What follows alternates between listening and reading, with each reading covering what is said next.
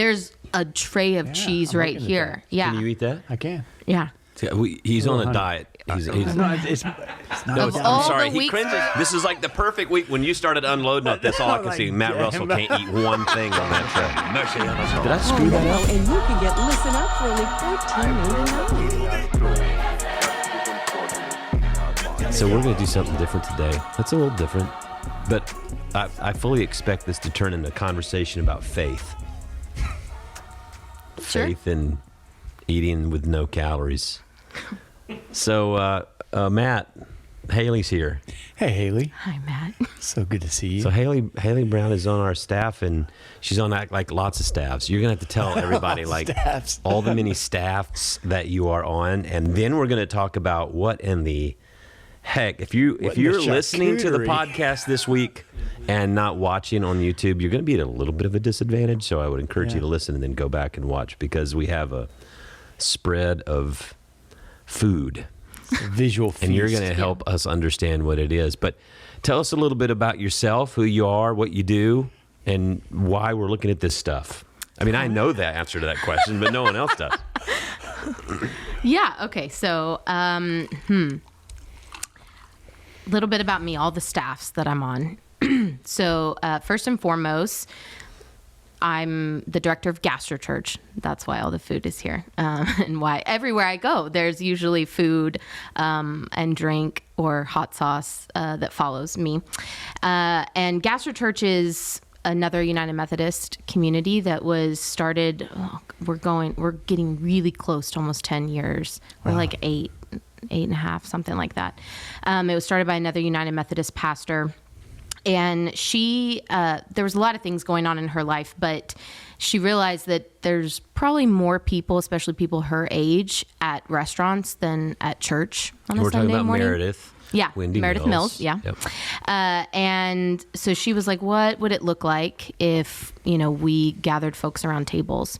And she's a voracious reader and had read some studies that I cannot quote about how most of our words throughout the day are really about things that don't matter. They're meaningless. We constantly talk about how bored we are, about the weather, what we're watching on Netflix.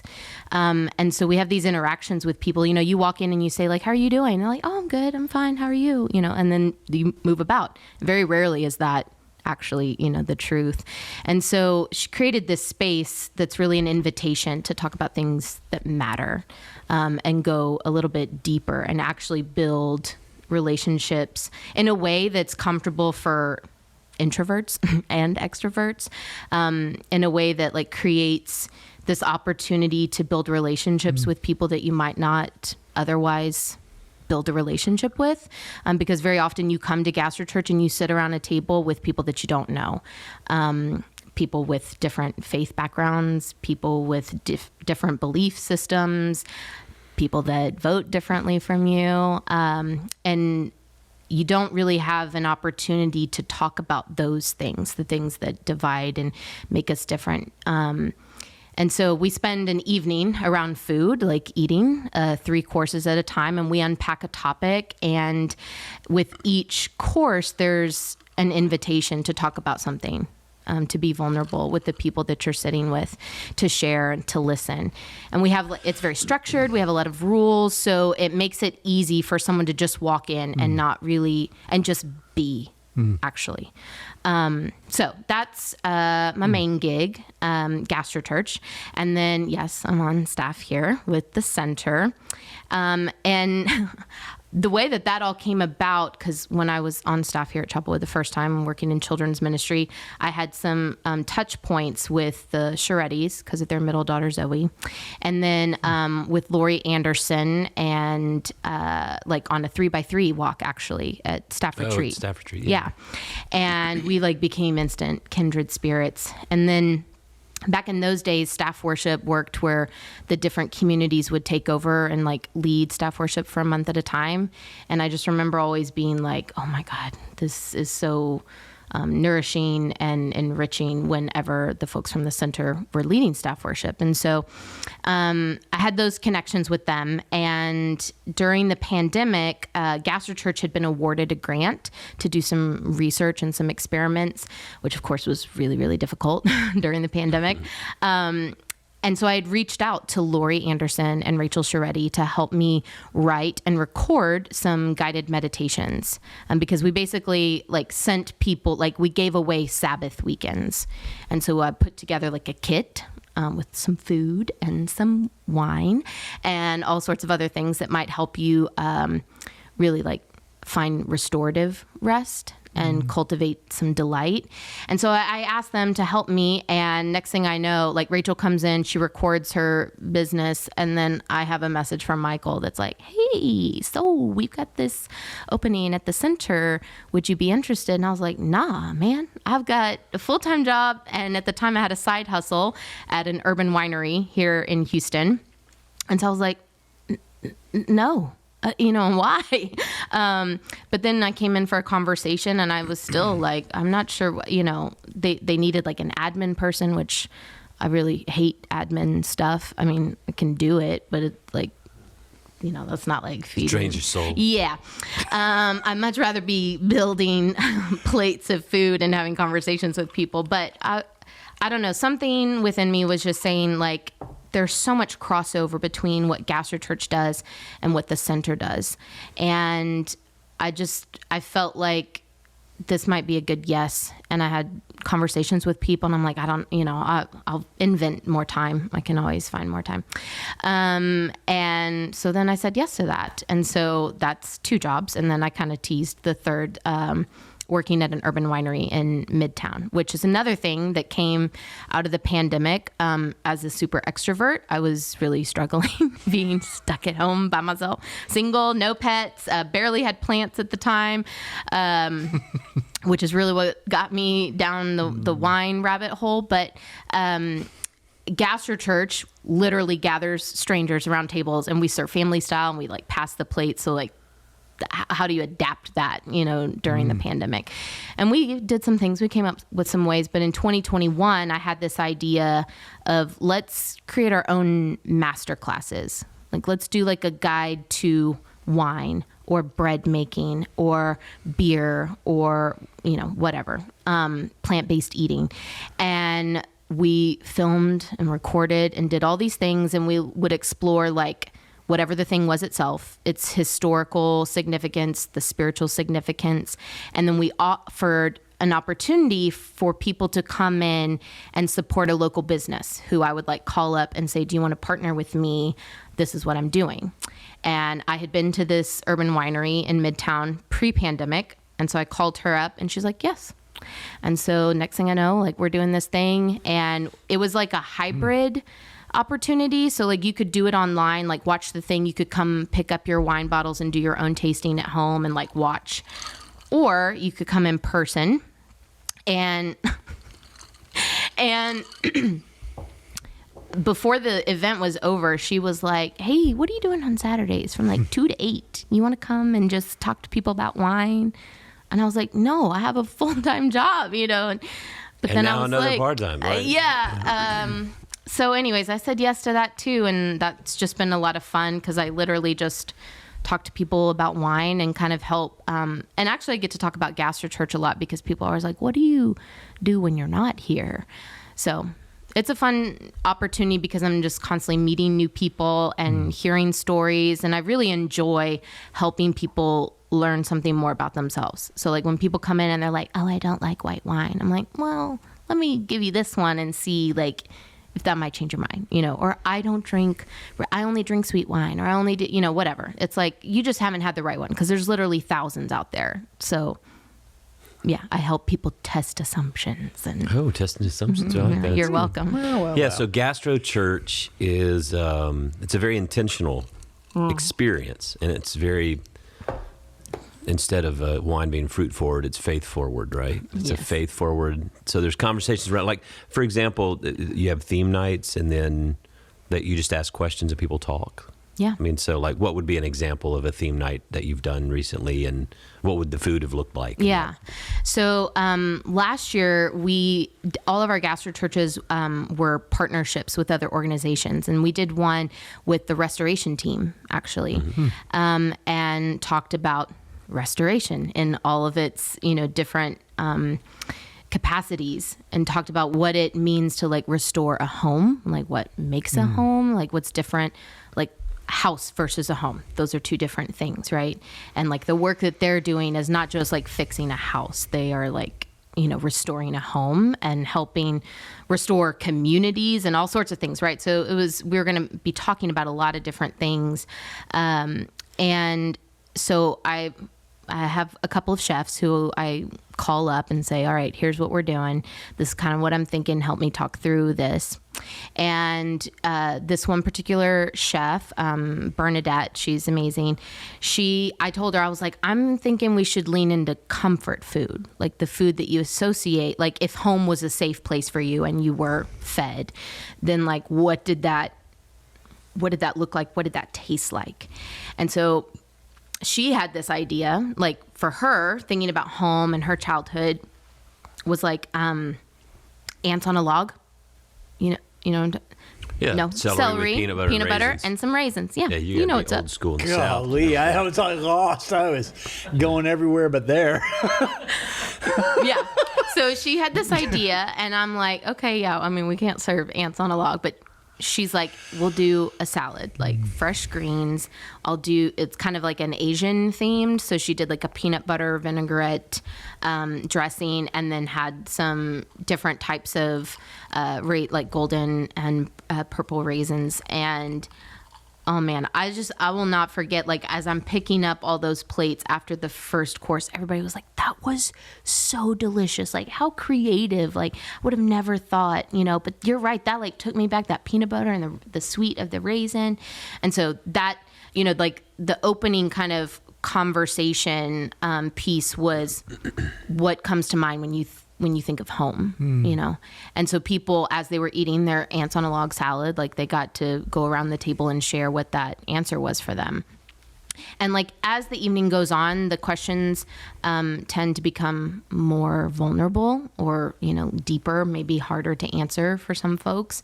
And so each GastroChurch, no matter like what we're talking about, what we're feeding people, it's at the end of the evening, people are just like, oh my God, that was such a healing experience, or like what an incredible opportunity. Even the people that come to every single one, you never sit at the same table. You're never sitting, even if like, okay, there's one or two people, but so you're not always with your own tribe. No, you come with. No.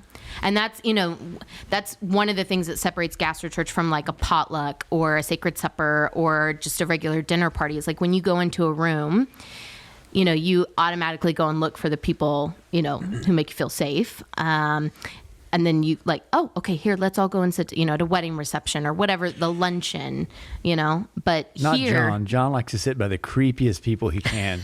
It's kind of an odd thing. Have you noticed that? Well, that really makes me feel great, because the other day he came and sat down next to me. I'm just saying, the shoe fits. Yeah. But I will tell you, part of the job requirement is when you do go into a church meal, you have to go speak to every single table. Which, by the way, if I've ever done that at your table, I loved it. It was wonderful. It's exactly what he wanted to do. I can't wait to do it again. So he's eating standing up. Yeah, this, the whole idea of doing around a table, there's a lot of eating in parties. Jesus attends. A lot of he was accused of being a glutton and a drunkard by the Pharisees. So it makes sense to me that churches do a lot of things around food. And so this ministry kind of came out. I mean, food is like a very central part of this whole thing. Yes. Yeah. So it helps. It was interesting to me. I had a conversation with Meredith 100 years ago when this thing first started, because I'm old school. So I was like, how's this a church? It's kind of an experience. Back in my day. Well, yeah. But I will tell you. A restaurant. I will tell you, and it may have evolved as well as too. But now when you think of more and more people who don't go to organized institutional church, but people are still deeply spiritual. They don't have a problem with Jesus. Yeah. They just got a problem with Christians. Yeah.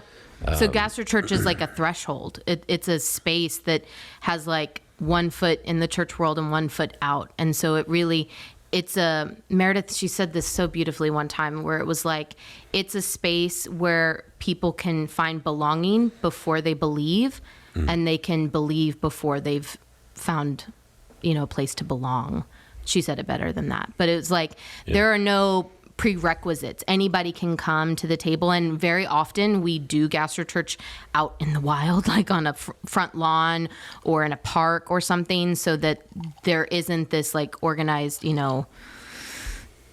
institution, the brick and mortar that's serving as is a barrier for some folks. It's not. It's a brick and mortar, but like, so I was in Tupelo, Mississippi, this past weekend, and one of the questions that one of the associates was asking about, like, what are some ideas for discipleship groups? Because I make the joke that I've made a lot here is that some people are in too many Bible studies. They just go to Bible study and just fill their head, but it never moves to like application of what difference does it make that I know this, and how are you living practically as a follower of Christ? And so these sorts of things are like much more tangible, things you can touch, tactile, feel, and you're actually kind of doing these conversations while you're living life. Mm-hmm. Yeah. And you're inviting a variety of people to it. Well, and you're thinking differently. You have to like put things to words. You know what I mean? It's not like on a Sunday morning, you're listening and absorbing, and maybe you go to like a small group or something afterwards, but like, throughout the whole process, as you're absorbing information, then you're sharing, you're connecting those pieces. And I think that also helps you to really explore whatever it is that you're learning or thinking about. So much of church is deductive. Like you sit, it's like academic. You Yes. sit in your pew, you listen to me talk for 20 minutes, and then you leave. And this is more experiential. So, for example, if you're listening, it's going to be hard to do. You brought things. I did. So we learned this on staff retreat. If you put Haley in charge of, like, we just thought, hey, why don't you come in and just talk about the GastroChurch and the sommelier thing? And she comes in with like, a U-Haul truck that she backs up to the door. And I was like, she's like, well, this is just how I do what I do. So what is all this that you bring here to the studio? Yeah. So you mentioned this earlier, that another piece about GastroChurch, and another thing that this is like one of those things that it has in common with the center, is like everything we do is done with great intention. Like they're like down to the napkin. So if you come to GastroChurch, I know I had to move my water bottle off of the table. Yeah. My Ozark water bottle. She says, yeah, that doesn't fit. That's killing the vibe. It's killing the vibe. No, I can just say it's very intentional about everything. It is. Like, we create an ambiance when you come in. Like, I used to have to, especially when we were doing this in the park and stuff, we'd literally be up on ladders hanging cafe lights, because that soft lighting is a different vibe from, I mean, obviously studio this lighting. Yeah, I get you. But like, even just like the halogens in a conference room, it's different. Like, do you use a lamp in your office, or do you have on the bright, the institutional hospital the lights? Stuff exactly. Yeah. So but also we're trying to showcase this radical hospitality. And so like, we set the table, we break out the fine china. I'm always doing dishes. We use like real linen napkins, which is like, okay, we're showing the radical hospitality here. We're also being good stewards of the earth, because we're not throwing stuff away constantly. We always try to have the menus be seasonal and locally sourced. So I have relationships with, I mentioned Central City Co-op. It's a co-op here. It's the oldest co-op here in Houston, actually. They've been like 20, 25 years, something. I built a relationship with them and told them, like, this is what I do, and I'd like to always be able to source as much as possible. I want people to be eating whatever's coming out of the ground right now, which I think is probably how like God intended it, but that's another thing. And I want to be able to also like support you guys. So, GastroChurch was born out of this idea of like, restoration and like what it means to, restore our relationship with each other, restore our relationship with God, but then also like restore our relationship with creation. So like the food that we bring is like, I know who made it. I know where it was grown. I know when it came out of the ground.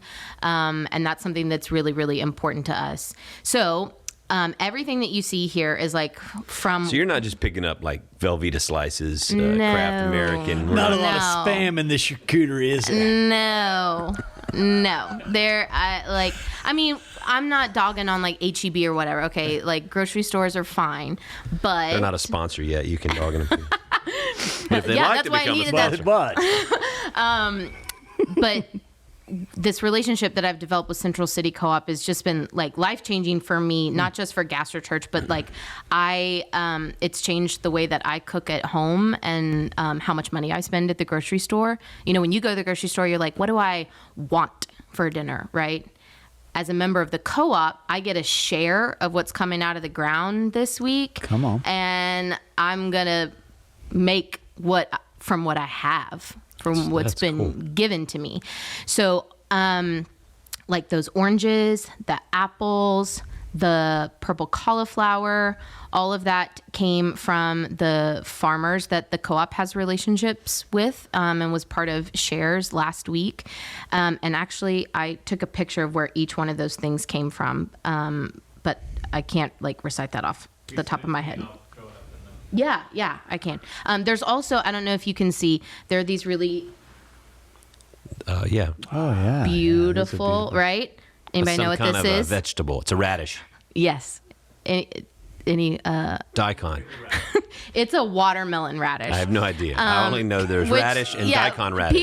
People don't know about it. It's really beautiful, obviously, and it's pretty tasty too, especially if you dip it in my spicy hummus. What do they call that? That ASMR? Like on the You're gonna Oh, this is ASMR.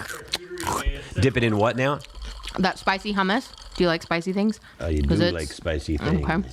Pico. See, and I ate lunch and I told you I was going to eat. Yeah, thank you. Right? Wow. Better hit that burp button, dude. Oh my God. Yeah. So they, in addition to like supporting local farmers, yeah, because the radish has a little bit of bite to it as well. They also support like local small businesses, and so there's chocolate on the table from a small business. Dalila Chocolate. She's in Cypress, Texas. The crostinis that are over here, the triangles, that is a gluten-free and vegan bread from a bakery here called Levon Bakery. And you can find them not just at the co-op, but they're also at Urban Harvest on the weekends. This over here in the corner is like a maple carrot tea cake that they made as well. It's also gluten-free and vegan. Cheese over there? Oh, sorry. There's a tray of cheese I'm right looking at here. that. Yeah. Can you eat that? I can. Yeah. He's on a honey. diet. He's No, it's not. No, Of I'm all sorry. the He weeks cringes. for y'all to I come don't and know how to ask have me a to do conversation this. about this. This is like the perfect week when you started unloading up. That's all I can see. Matt damn. Russell can't eat one thing on that tray. He only Seriously. eats like things with the face. Okay. Just for a little while Well, longer. what kind of he's a- cheese? Or do you want to hear me talk about the cheese and Yeah, you can pick bring it. which one We you do. want? And Okay. apparently he can eat it. I had no idea. Okay. I didn't know So- cheese had a face. The cheese, Hard cheese. this cheese I got from Houston Dairy Maids, which is another like local small business who we like to support. If you're a foodie, you probably know who they are because they got really cool stuff. Houston Dairy what? Houston Dairy Maids. We can that- put this is that stuff where you in the got show the- notes. Yeah, great. Is that where yeah, you got I'll the tag milk, all the too? things. Yeah. So if you go visit them, they're off of Airline, like in the the expansion of the Heights. In this like tiny little place, they've got like over 100 cheeses in their store, and so each week they pick 5 cheeses that they want to feature, and if you go inside, like you can taste all of them. They have these little trays for you, and then they like give you these nice little notes and tell you about each cheese, where it came from, things about it. So this one right So this here. cow was named Cindy. Yeah. Yeah. And, This they- is actually, this one right here, it's like- called, Did you ever watch the show Portlandia? Yeah. Portlandia. yes. When they go in to order a chicken and they bring out the chicken in his name and they said, we'd like to go visit Tony the chicken at the farm and see how he's taking Yeah, care. that's exactly what you do here. No. So this cheese is like a mix of cow and sheep. And this one right here is... Are we allowed to taste these? Yeah. The second cheese there on the platter is a goat cheese from Belgium. Oh, wow. And then... From Belgium? From Belgium. He doesn't speak English. That cow doesn't speak. Then this number 4 here on the tray, this is called tomarashi, and this is from a cow, and it's from California. It's Liberal? yeah, very, and spicy, Yeah, liberal. spicy. What's really weird about all this is that All right, so wait a minute. Start. What was this one? oh Lord, this is the mix of cow and sheep from Vermont. Okay, we got That the is interracial really, cheese. All right, now I've only had one. That's It's really good. really good? freaking good. Yeah. Oh my gosh. So- yeah. Come on, that's Right? I'm a food person, This is gonna be but the worst podcast people get ever. so Everybody's so upset. mad at us. What? we got to pause here. I feel like we're like running through this. That's really interesting. Okay, you want me to give you all the things about it? Yeah, just Yeah. Okay, yeah. so it is a raw blended milk cheese from Vermont Shepherd, made from a combination of cow's and sheep's milk. The cheese has a rustic, natural rind with an almost stone-like appearance. Its paste is buttery and subtly sharp with nutty and toffee notes. That's why I like it. Come on. This version, their winter seasonal, is aged for 2 years until you start to get those crystals in it. Have you gotten Yes, a crystal? yeah, The little definitely. It's crunchy. got like Yeah. like an I thought that was aged lamb. cheddar sort of crystals. Apparently, Vermont Shepherd, where this cheese came from, is one of the oldest sheep dairies in the United States. Oh. My goodness. This is the worst podcast ever. Because everybody's Yeah, like, everybody's like, dadgummit. I don't get to taste it. All right, so what is the second one again? The second one. So that's OG goat. OG The OG goat. The OG goat from Belgium. So you need to do it with an accent. That's more French. That was goat. even That was better a than I French thought goat. it was going to be. If it's a German goat, it's a German goat. It's like, Wow. How cheese. and we're not even drinking wine on this episode. I know. We See? haven't- It could be so much better. Oh God! So OG goat. This is. It says OG goat is very special because this is a 24-month version of OG crystal. But it says it's a Gouda recipe, so it's like rich and dense and sweet and complex. It doesn't taste like any goat cheese I've ever had. Now, No. when I went in to buy these, she's like, "Do you want a sample?" And I'm like, "Oh, if you only knew me, because I'm actually really, really picky cheese eater and don't really like a lot of cheeses." And so I was sitting there like, "Oh my string cheese God, my girl. face! I'm gonna have to." Just do this one, and you know Yeah, they because give we've you already these. talked about how you can't hide. Yeah, but that wasn't on record. No, that was another. They conversation. they gave us these tiny little squares, but I literally was like nibbling at it like a mouse. Yeah. You know, she's like, "Oh, you trying to savor?" I was like, yeah. savor. But I was blown away by those first 3 cheeses. This one, almost died. But This one should make you throw up, John. I love blue stinky It's cheeses. like well, get her done. So what's the third one? Okay, third one. pimento. Yeah, this is the It looks like pepper jack. tomarashi. Tomarashi. It's spicy. This is from a cow, and it's from California. Oh, yeah. So They it's do good food in let's California. see, what I all already does told it you say? that last week. Oh, they do. That's your piece of cheese right there. All right. This is from the Point Reyes Cheese Company. Oh, Point Reyes. There's a great break off of Point Reyes that I've served before. Oh, this is good. Cool. And that This is cow not a- And yeah, it was right This there is not the watching surfing you. edition. Sorry. All right. So what? So Oh, this has, yeah. It has a this cheese has Japanese stuff in it. spice Yeah. blend inside of it. Yeah. It's got nori, toasted sesame, poppy, hemp seeds, chili flakes, and ginger. Yeah, Hello, ginger. right? That's nice. It was so interesting. I was like, man, I Wow. could have just sat down and Wow. really enjoyed Okay, that. again, we don't want to insult HEB because we love HEB. All this stuff is way better than. Yeah. Then it's- Moonster slices that I've been. I really like. I'm not usually a salad person. I'm a meat and potato girl. I would like put bacon on it. Then maybe I'll eat the salad.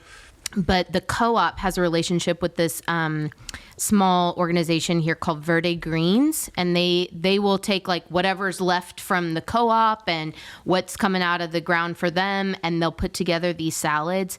And I had one time, I don't know, I was in a bind or something, and I was just like floored. Like that salad literally changed my life, because I've never tasted lettuce that tasted like this, that had like this amount of flavor.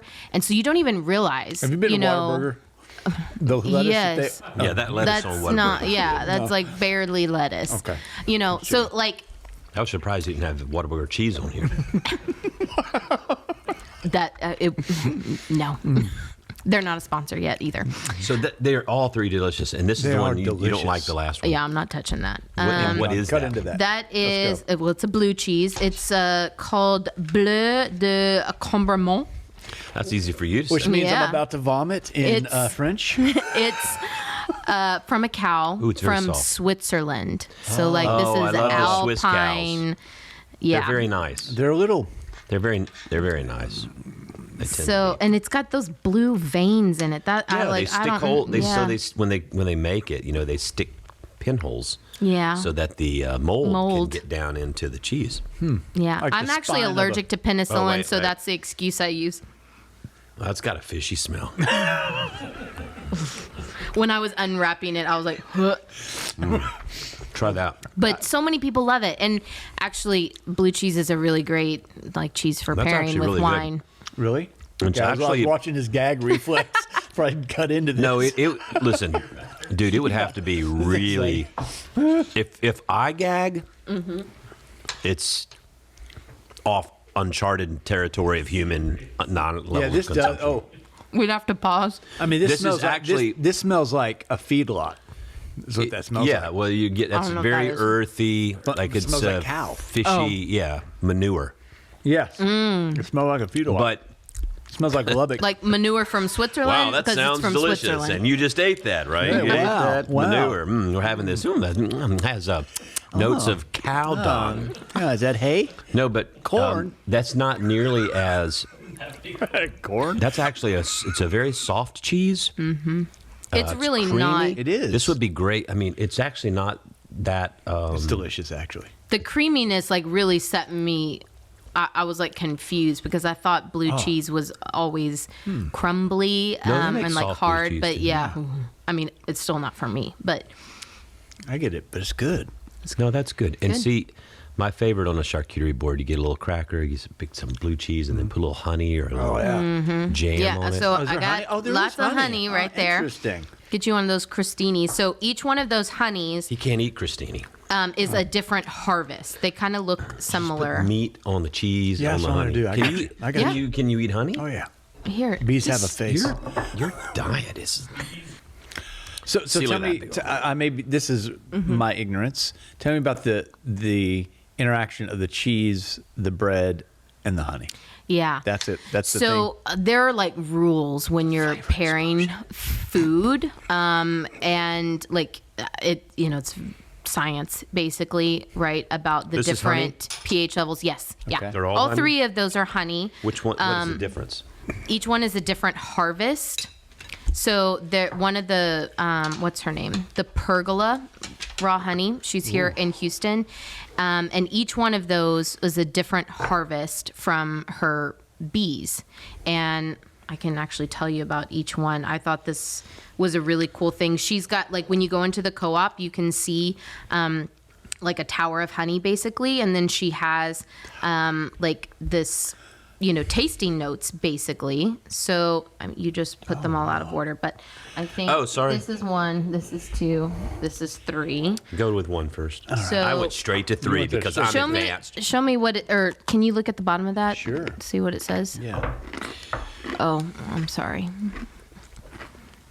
The bottom. There's a little crust in that crostini. That crunch, I'm picking up on. More that ASMR. Jeff has headphones on. He's like, Can you oh. read it? Is it a 6 and a 1? Oh, 6123. Yeah. It's Okay. the- Yeah. Okay. 6123. So this is 50% Aldrin and 50% Buzz. So she's like named her. Buzz Aldrin, Get it? Yeah. It'll take you to the moon, baby. This was her second harvest of the 2023 season, and she said it was a doozy because there was 145 pounds of honey that she harvested Bees that were day. crazy. That day. Yeah. You're making some babies. June 1st, 2023. So she said that it's floral, like little thick. The color is really, really nice. That's what people expect. I had that. John, did you have that? The June 1st harvest. That's freaking awesome. Yeah, so she actually said that this would be really good in stir fry or on ice cream or with burrata. Or just poured down your gullet, just right on. Okay, so they're very different. Yeah, I know. Are they? That's why I'm giving you the tasting note. They're each from a different harvest. I just get honey in the little plastic thing that shakes Yeah, like the and bear. see what you're missing out on? You know what I'm talking about? The little hive, bear? the little The bear. little guy that comes in the bear? I thought that was the That's the worst honey. I mean, I'm sorry to whoever made Burleson or whoever it is. No, Bees. no. I think it comes from Bats, bears. overseas. Battlestar Galactica. Galactica. Wow, this is way better than the bear honey. Okay, no, this is number. This is the second one. The I'm second telling you, you one. can tell a big Yeah, difference. the second one, which I think was June 22nd, 2022. yeah. Here, hand me that one so I can. Oh yeah, very see. different. Yeah, this is June from 2022. That is 40% Aldrin and 60% Buzz. Oh. And it was the third harvest of the season. It was only 90 pounds. And I think Jeff. she said this. Does Poor this have Jeff. like more He citrus just on sitting it? over there in the corner. Jeff, this is really good. Your tummy rumbling. So good, Jeff. Did this one have a little more citrus on it? I haven't tried that. Yeah. Yeah. Okay.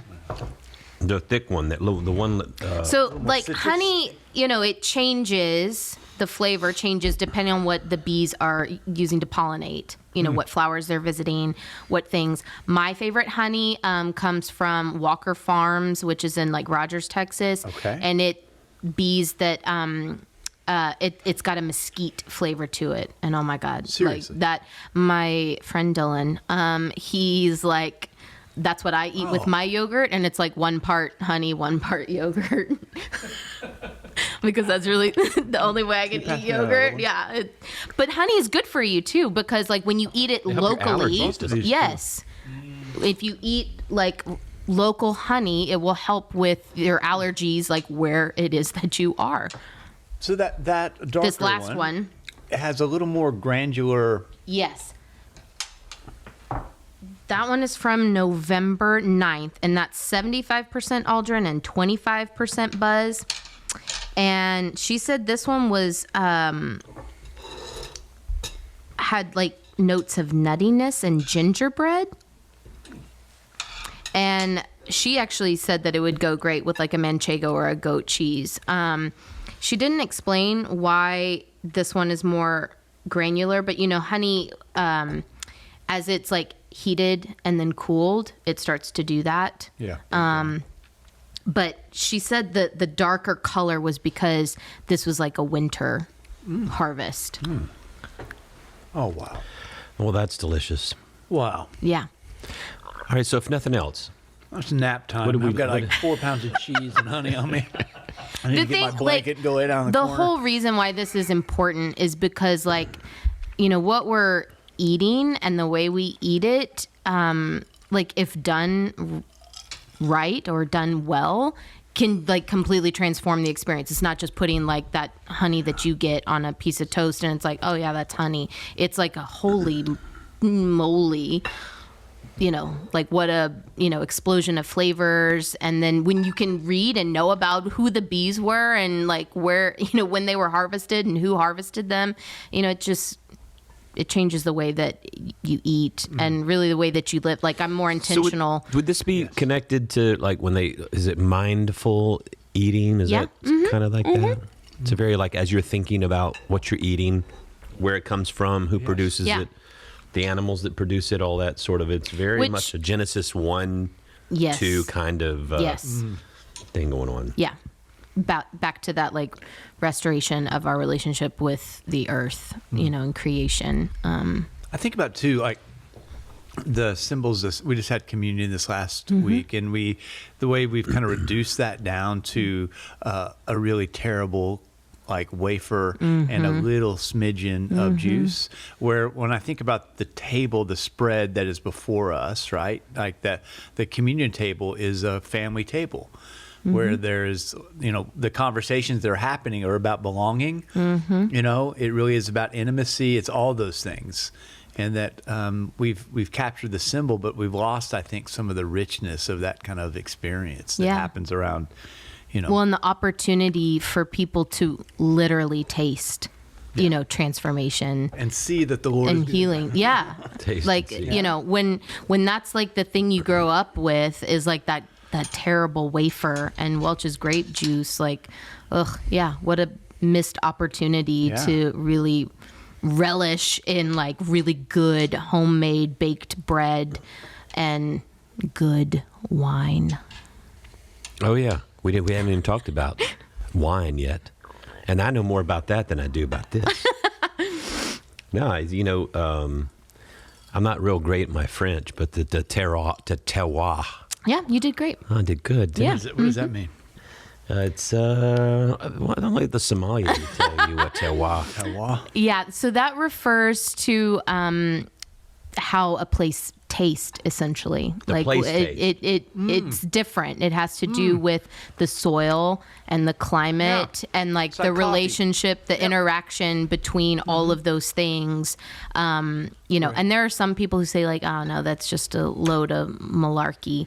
But I don't buy into that because like They have in France when you go to like the Bordeaux region, and you get like some old school like French guy whose family's been doing wine for generations, and they start talking about terroir. It's like it's the people.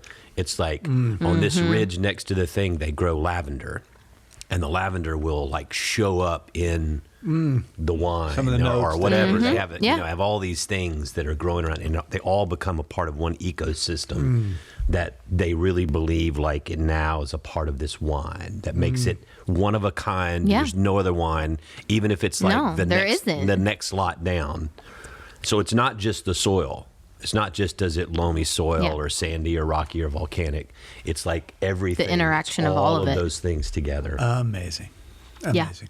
Which is why, like, I always say that wine has really unique storytelling capabilities because what's in the bottle is literally representation of like thousands of years, right? So like all the things that happened like after the last ice age, all the different soils and types of rocks and all those things. But then it's also, the like recent experience of the people who've been farming the land and the way that they're caring for it, the way that they're being stewards.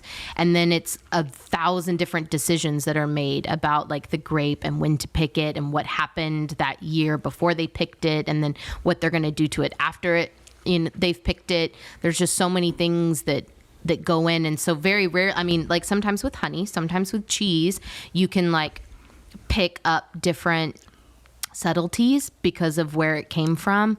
But like with wine, you've got literally all of it, like all of time literally put into a bottle.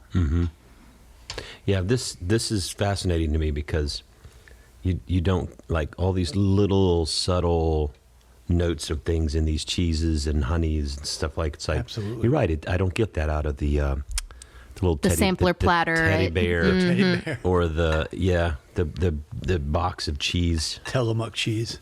Well, and one of the reasons why I love the co-op, in addition to all the other things I've said, is that when I go in there to shop, if I'm picking up my share or I want to get some other things, they have done kind of like vetting of other producers and distributors of stuff. And so like if it's there in the store, I know that they trust that maker, that those people are using regenerative farming practices. So they're like taking care of the land. They're putting as much back into it as they're taking out of it. And so I don't have to think as much because it can be really overwhelming. If you're like, okay, I'm going to go like fully biodynamic. I'm trying to be a more sustainable eater.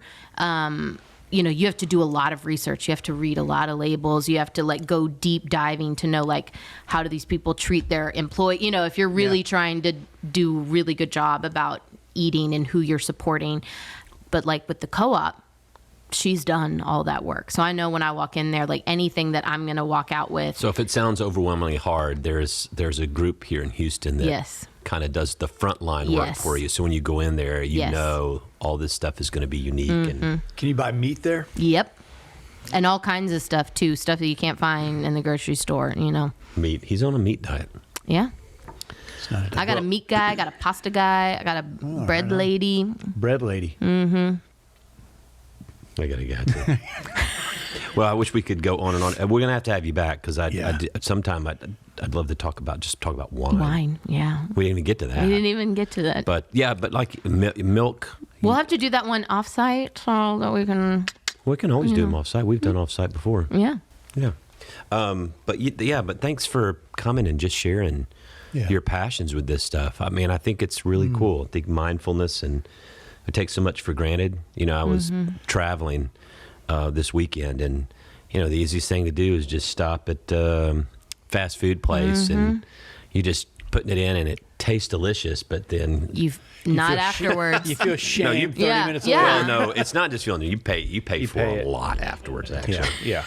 I mean, it's just not a good feeling. Well, and we get like stuck in our own eating habits, right? True.